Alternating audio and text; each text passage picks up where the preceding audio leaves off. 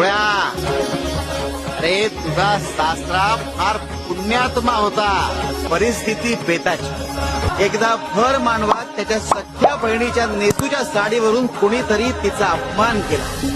फार रडली बापू. मग त्याच वेळी तिच्या सख्या भावाने म्हणजेच तुझ्या सासऱ्याने भाऊबीजेला तिला नवीन लुगडं घेऊन देण्याचं वचन दिलं.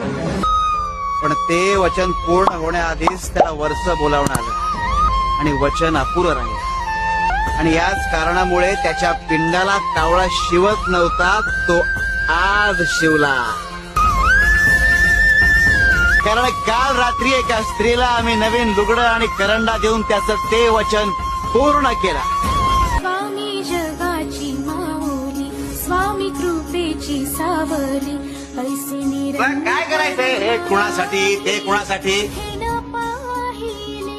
काय आहे आमच्या एका भक्तासाठी? आनंदाचे जे तुझं देणं राहिलं होतं ते आम्ही तुझ्या या मानलेल्या मुलाकडून पूर्ण करून घेतलंय. आणि म्हणूनच आम्ही नवीन लुगडं आणि कुंकुवाचा करंडा मागवला होता.